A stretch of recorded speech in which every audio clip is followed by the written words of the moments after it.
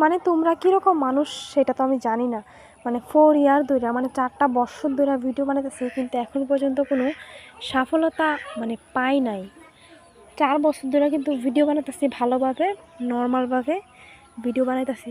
আর দেখো যারা উলঙ্গ হইয়া ভিডিও বানায়, যারা বাজেভাবে ভিডিও বানায়, তারাই কিন্তু লাস্ট পর্যন্ত ভাইরাল হয়ে যায়। তো মানুষ কী করে, যখন বিরক্ত হয়ে যায় তখন মনে হয় নাকি এরকম পথ ধরে, জানি না, মানে আমার জানা নাই। তবে মানে যতই কষ্ট হোক আমি কিন্তু এরকম পথ ধরতাম না, এটা আমার অন্তত বিশ্বাস আছে। তো আমি এতদিন পর্যন্ত যেরকমভাবে ভিডিও করেছি, ভিডিও পোস্ট করেছি, ওইরকমভাবেই নর্মালভাবে ভিডিও পোস্ট করো।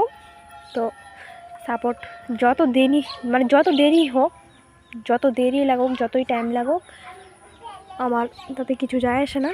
তো ভালো মানুষের থেকে আছে না, ওখানে আছে না আমার খারাপ মানুষের ভিডিওর মধ্যে দেখো বেশি ভিউজ। ভালো ভালো করে একটা ভিডিও করো, দেখো এর মধ্যে like, comment, share, views, comment কিচ্ছু নাই। আর দেখবা একটা উলঙ্গ ভিডিও বানাও, এর মধ্যেই মানে অনেক million million million million views. ও কিছুদিন আগে অপরাজিতা দিয়ে মানে ভারতের সেনাবাহিনীর ড্রেস পরে ভিডিও করছে দেখে, মানে এরকম বাজে যখন ভিডিও করে মানুষ, তখন সেই ভিডিওগুলো ভাইরাল হয়ে যায়।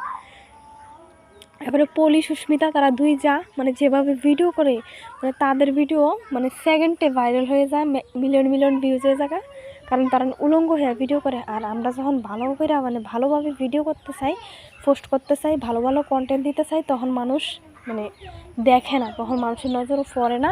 আর যখন দেখবা একটু কোনোরকমে একটু ভুল ভিডিও হয়ে যাক না, তখনই আঙ্গুল তুলে লাইব যে তারা ভুল ভিডিও বানাইছে।